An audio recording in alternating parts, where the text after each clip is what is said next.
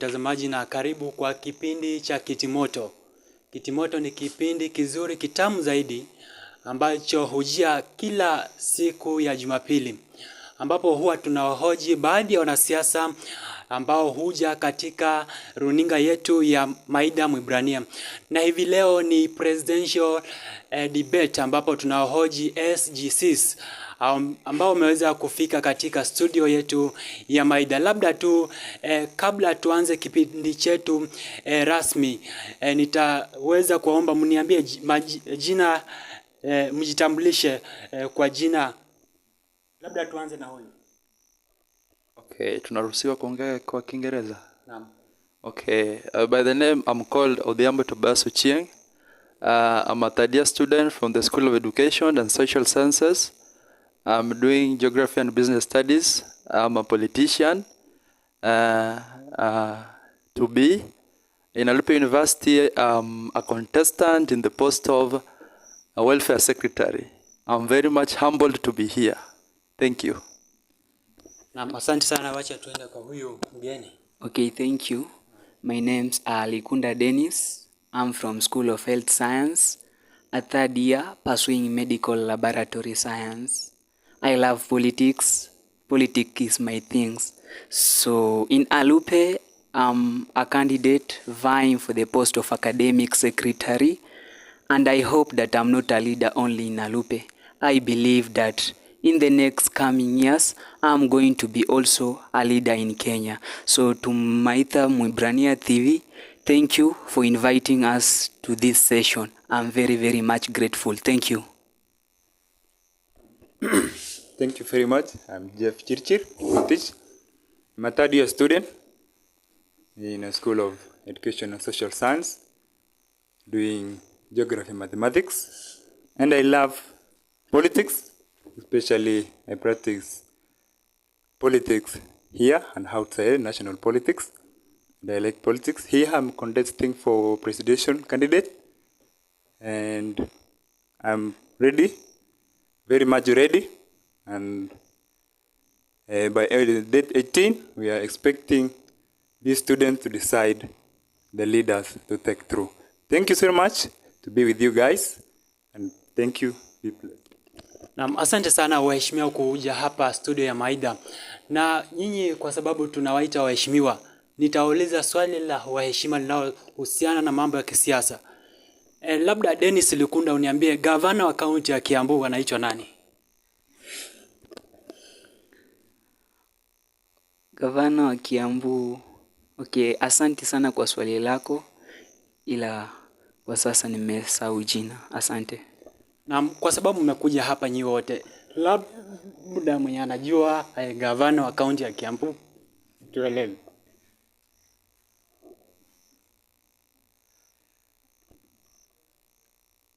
Okay. Sasa, the governor of Kiambu County is a gentleman,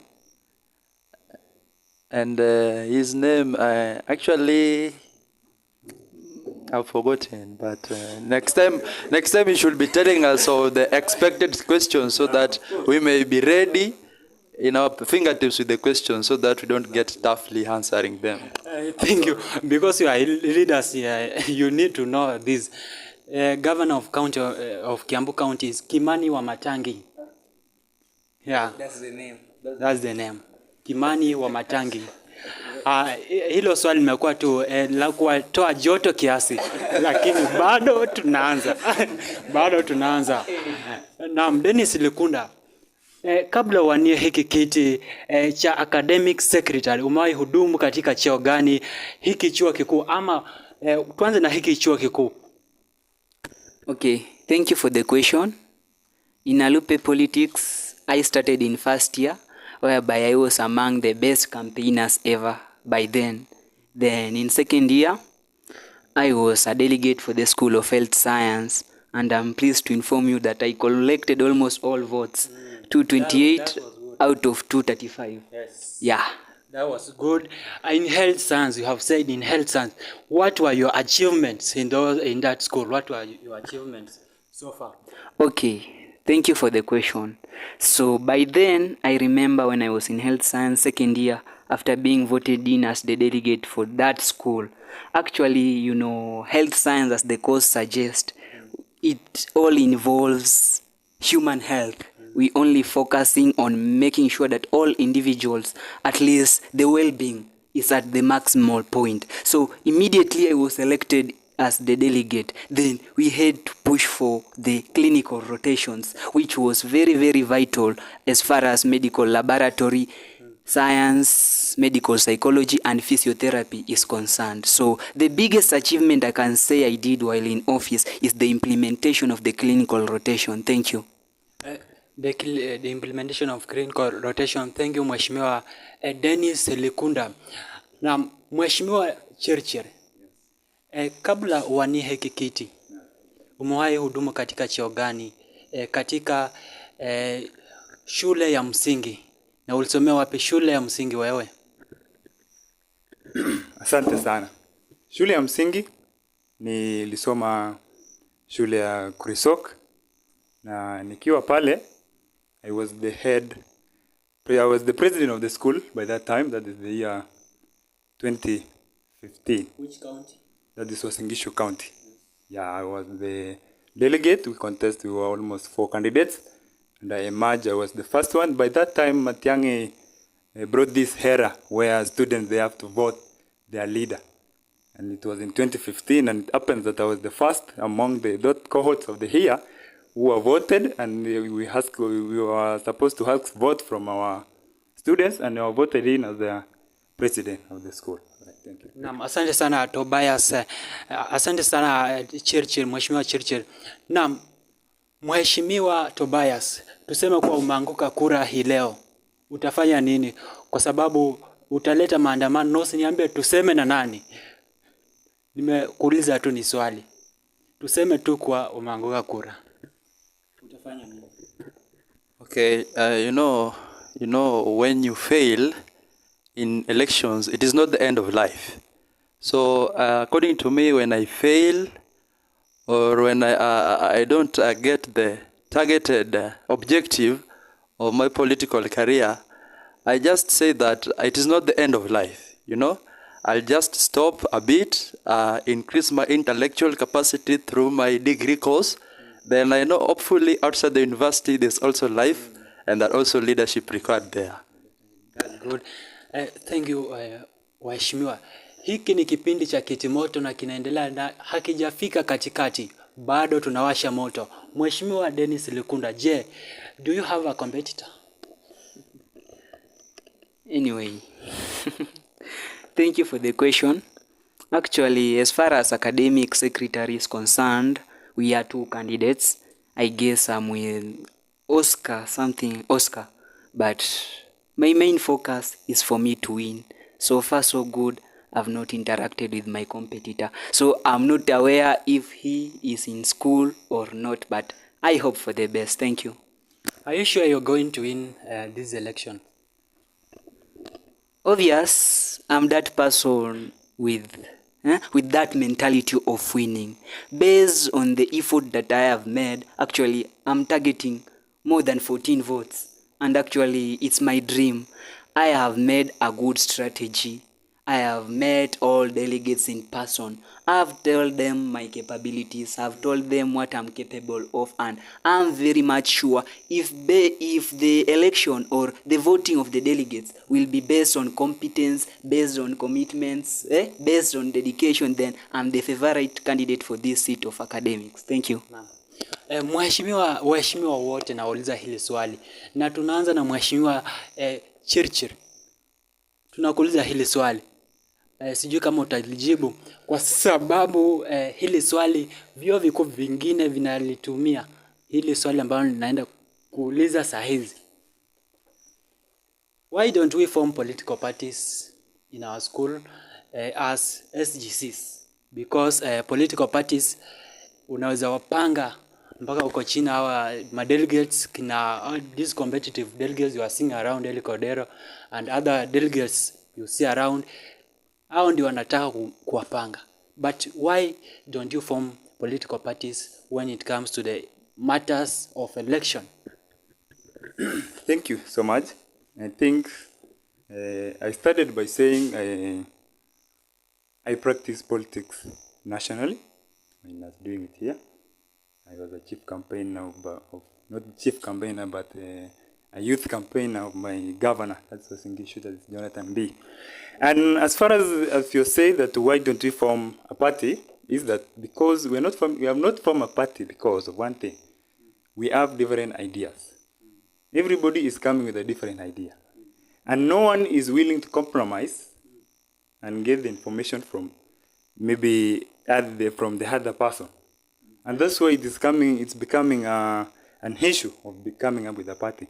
Another thing is the issue of ignorance. I find I say ignorance because you find somebody, you tell him the best way, choose a leader with agenda. And then the best way to come with this agenda is that we come with the political parties. And come with political parties, the big thing that is fighting this, it is the tribal issue. Yeah. I think most people, they want their own to be in government. And that's what brings the problem. If it was the issue of us coming down and deciding who are the capable leaders to fit this position, who can represent us well, who have courage to represent us well, that is the big issue. Why? But the time when we will be having good ideas and we sit down and agree, I think that is the time now Alipo will come up with political parties. Thank you. Now you have said issues of tribalism and also we have different agenda. What is your agenda, main agenda? My main agenda, in fact, I find it as a core business why we are here. It is the issue of academics.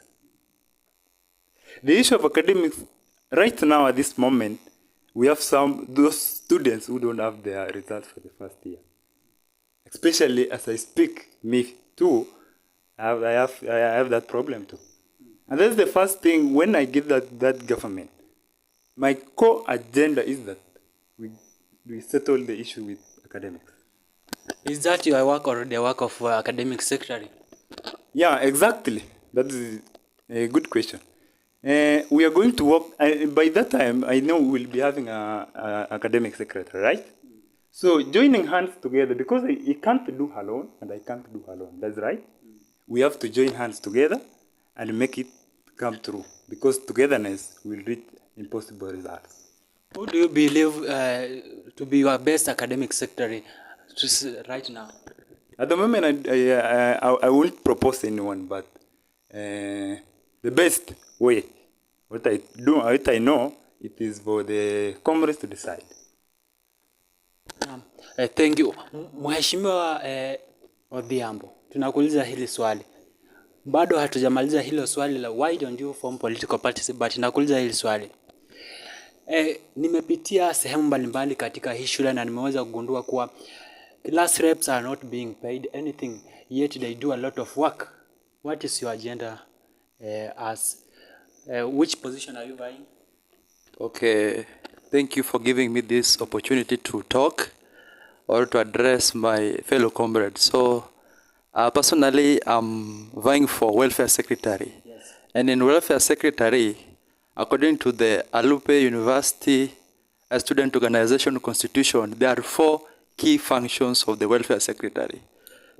One is for you to be a welfare secretary. These are the things you need to be concerned of. We have got the health of the students or comrades.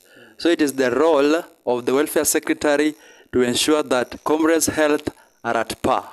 Another role is to actually ensure that we have got good accommodation and security facilities for all the comrades. You always hear of theft cases. Some thieves come and break into comrades' houses and they steal things. So it is my responsibility as the welfare secretary to partner with the security officers and to impart security, not only security but a tougher one to curb that mess. And the other 2 more that if you give me a chance, I can elaborate more. Now that you have said those 4 agendas or 4 roles of welfare, academic welfare secretary, 4 roles. which position have you ever worked and what are your achievements? Okay, so in the actually I had my brother giving the foundation of his leadership, so it is also fair if I also give an account of the source of political interest in me. So this journey of politics, it began all the way from primary school. So in the primary school, I was the president. Okay, I was in a school called Kadianga Primary School in Migori County, in Rogo Sub-County. Then I went to Kanyawanga High School in Migori County, where I was in Form 2. I was elected to become the DH captain. Then in Form 4, I was the boarding prefect. Can you try to state your achievements as we move? Okay, so during that moment let me begin by high school because that is where there was a lot of work. Yes. And I'll give only one and I come to the previous one that was just disbursed the other month. So, 30 seconds. okay, so in high school, there was something called tribalism that is a menace in this university. So when I was in power, I ensured that I brought all the heads together.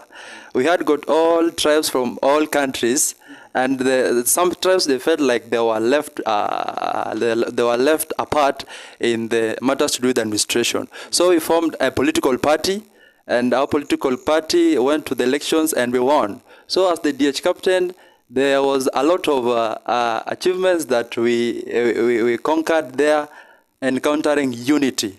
Unity was the thematic concern by then. So last year when I was here as the Speaker of the Congress, actually we had got lack of unity in our previous government. So most of the time we have got disagreement between the SGCs and the congressmen.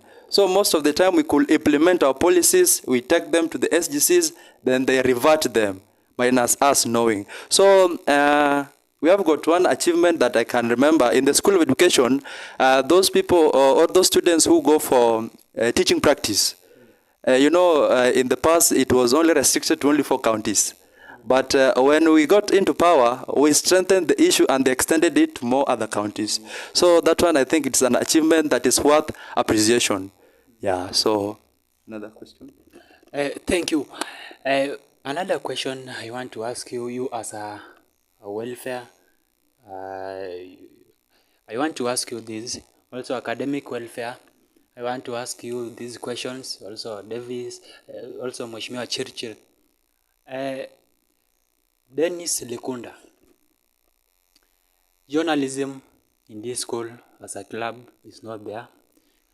Are you in a position to explain? Okay, thank you.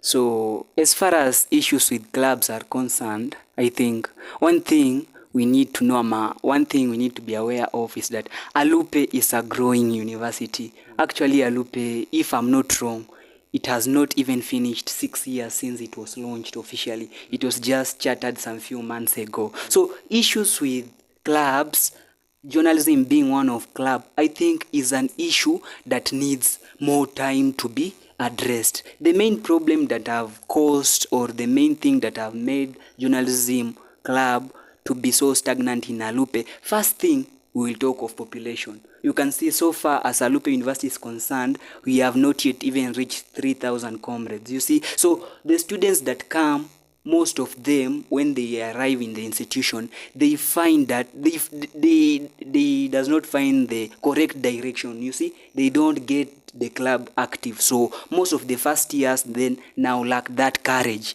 to stand out, speak out. But as far as Likunda Dennis concerning journalism club is concerned, one thing or one assurity I can give you is that provided at least we'll have around 5 or 6 comrades that are sure that they are going to revive the journalism club, then I'm ready to support them. I'm ready to go to the dean of students, we register journalism club, and I guess, or I'm pretty sure that it will be among the best clubs ever in Alupe. Thank you.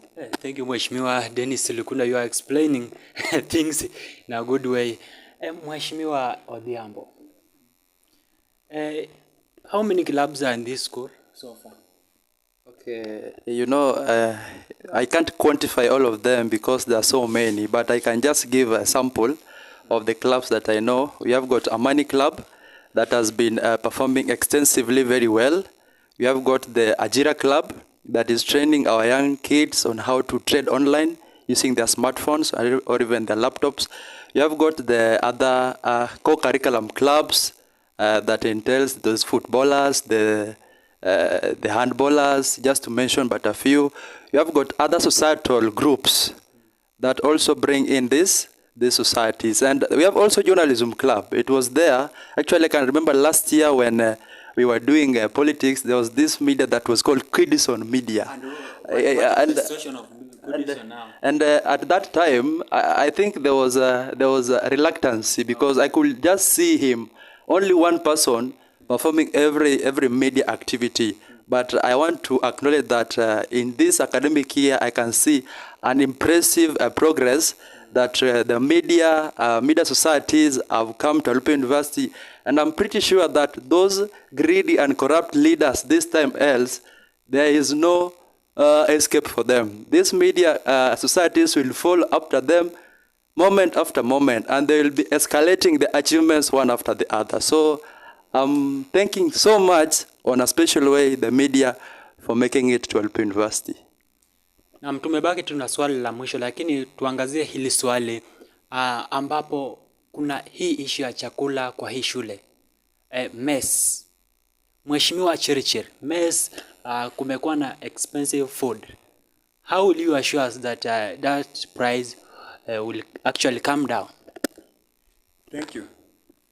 I think, first of all, the issue of mess, I asked the welfare secretary for the previous year. That's concerned with the welfare. And probably last year I asked the question about it, and I was told this mess is a private owned. It's private owned, or let me say it's like it is private. Yeah, that's the thing. So it is being owned by the person there, and I'm very sure once I get to this government, when I get to this government, the first thing I will deal with it is that's food prices, and we are going to make it that the school should make his own mess here around here. We have a building there, and this is the suitable place for comrades to be, because when you are in class, for example, here it is near for you to go there and come back to class. So I think that is the major thing we are going to do. Thank you, Mheshimiwa. Mheshimiwa, we talked about the issue of class representative. You as a welfare, umewahi hudumu katika speaker wa Congress. Mbona haukupitisha kwa class representative waweze kulipwa? Okay, thank you so much for bringing this a critical question. It has been disturbing people right, left, and center. But here are the answers. In the last government, I remember I chaired the committee of the Congress, and we discussed about this issue, and it was taken to the Senate. And as we had made the budget, the feedback that came was that the university doesn't have enough funds to cater for all the class reps. So when you count the number of class reps from first year to fourth year, the university is calculating it as the number is very huge.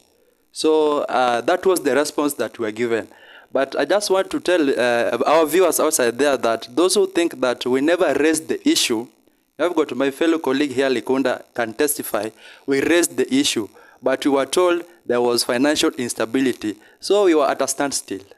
But we are going to the government the next round, we still push for this thing, and it will cost us as leaders to ensure that all the class reps are paid because they are doing more work than any other person in this university. Naam, thank you Mheshimiwa.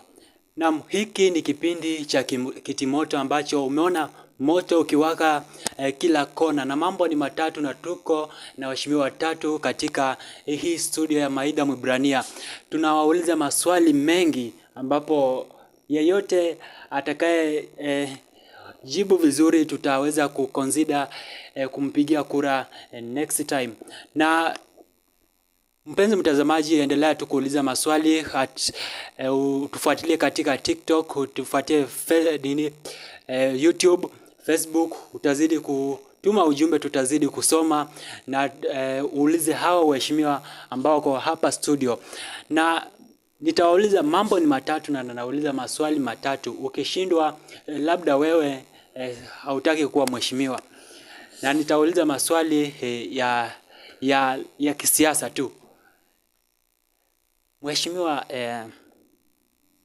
Mheshimiwa Chirchir, Waziri Moses Kuria aliweza kuhudumu kama waziri wa biashara. Aliweza kutolewa hivi majuzi na Rais William Ruto. Aliweza kuwekwa katika waziri wa nini? Asante sana. Nafikiri sasa nimesahau, lakini nitakupa jibu. Naam, hilo ni swali la kwanza kwa waheshimiwa wetu. Naam, Mheshimiwa Odhiambo, nakuuliza hili swali. Kabla Rais William Ruto awe rais, amewahi hudumu kama mbunge. Alihudumu kama mbunge katika eneo bunge gani hii nchi ya Kenya? Okay, thank you for the good question.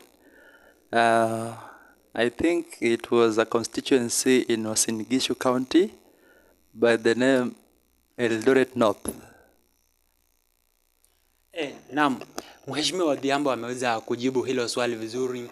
Labda wapenzi watazamaji mnaweza muona amejibu hilo swali. Nilidhani kuwa hata jibu lakini amejikakamua. Asante sana mheshimiwa. Mheshimiwa Dennis Likunda, waziri wa mambo ya nje ni nani kwa hivi sasa? Okay, nakushukuru kwa swali hilo. Kenya kuna mawaziri wengi na umeulizia kuhusu waziri wa mambo ya nje. Kwa mtazamo wangu ama kulingana na maarifa ambayo ninayo ni Alfred Mutua. Naam, asante sana, umeweza kunoa hilo swali. Waziri Alfred Mutua aliweza kutolewa juzi na Rais William Ruto. Hivi sasa waziri wa mambo ya nje ni Mheshimiwa Musalia Mudavadi ambaye pia ni waziri mkuu. Majukumu hayo yaliweza kutolewa kwa huyo mheshimiwa yakatwikwa kwa Mheshimiwa Musalia Mudavadi. Naam, hiki ni kipindi cha Kiti Moto. Ukiona umeng'oa swali, elewa tu hiki ni kipindi cha Kiti Moto ambacho hujia kila siku ya Jumapili. Na labda tu niweze kusoma messages ambazo zinaingia katika tovuti yetu ya Twitter, pia Facebook, TikTok. Tumeona maswali ambayo wanazidi kuuliza. Huyu anaitwa Masi Odera kutoka SK Nambale Hostels. Anasema kwa anasema kwa Mheshimiwa Likunda ni mheshimiwa ambaye ana heshima, vile vile ni mtu wa watu. Huyu anaitwa Joseph kutoka Hems Hostel. Anazidi tu kupongeza kipindi chetu cha Maida Mwibrania Kiti Moto. Na huyu anaitwa Vivian kutoka Adungosi. Anazidi kufuatilia kipindi chetu cha Kiti Moto. Vile vile anampongeza Mheshimiwa Odhiambo kwa ameweza kufanya kazi pamoja kwa miaka mingi. Na tunazidi tu kusoma texts zetu kwa Facebook. Acha niingie hapa YouTube. Huyo anasema kuwa anaitwa Jonathan Wafula. Anatoka Nairobi, anasema kuwa anazidi kufuatilia kipindi chetu.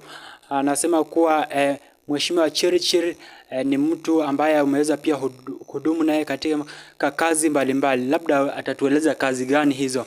Labda tu niwaulize hili swali. Asante sana wapenzi watazamaji kutuma maswali yenu kwa Facebook, Twitter, YouTube katika studio yetu ya Maida Mwibrania. tuko katika pilika pilika za mwisho.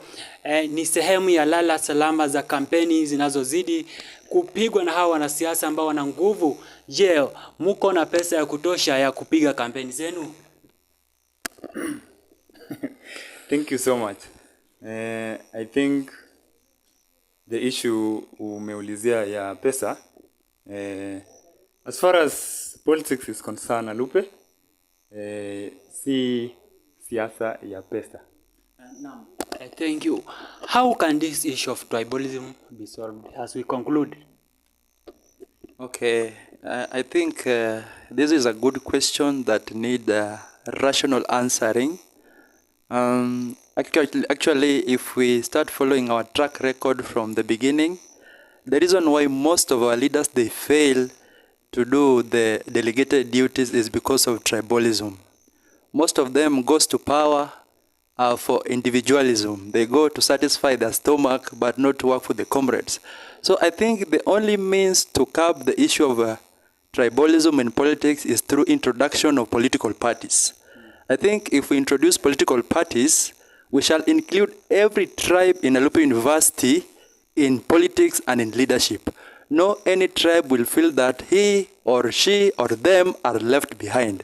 Because we get that we have got, this is a university. A university is a universal institution that contains students from all spheres of the country. So we have got the Kambas, we have got the Kikuyus. These people, they have good leaders. But they cannot lead an Alupe University simply because they have the minority number. Asante sana. Na mpenzi mtazamaji, nimekushukuru kwa muda wako.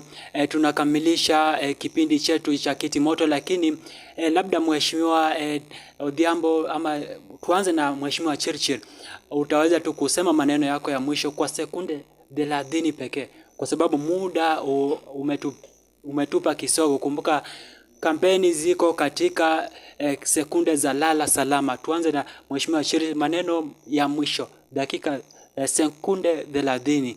Wasalimie watu ambao unajua huko nje. Thank you so much. First of all, I want to congratulate all the aspirants and wish them all the best, wherever they are.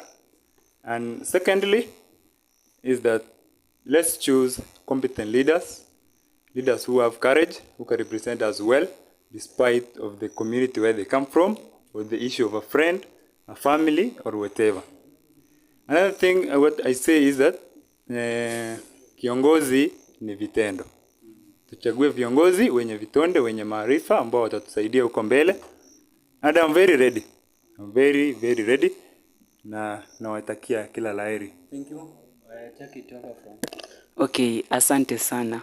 So the thing that I can say is that as Likunda Dennis, I'm very much sure that academic secretary is the post that I can work there to my full potential. So one thing that I can tell comrade is that I'm a man with just few things. First thing, I'll make sure that all your academic challenges are addressed to also council and the school administration. The big challenge that has been there is the issue of portal. That issue, I must make a follow-up till the last minute. I'm going to initiate all activities and planning that are there to improve the learning activities and create a fair competition within our institution. And lastly, I'm going to advocate for all academics programs, academic services and academics facility for the betterment and effectiveness of academics program of Alupe University. So comrade, I'll just tell you, a vote for Likunda is a vote for future vision, is a vote for a new voice, and is a vote for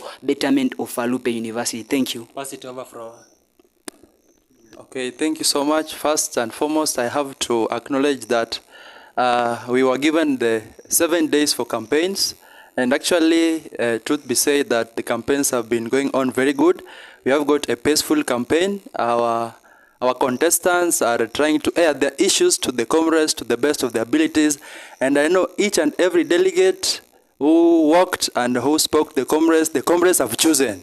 They're just waiting for date 17th and date 18th to confirm to the masses. So mine is just to remind us that let us vote wisely. Let us not be intimidated. Let us not inculcate bribery for us to become actually leaders. I say leadership is a calling.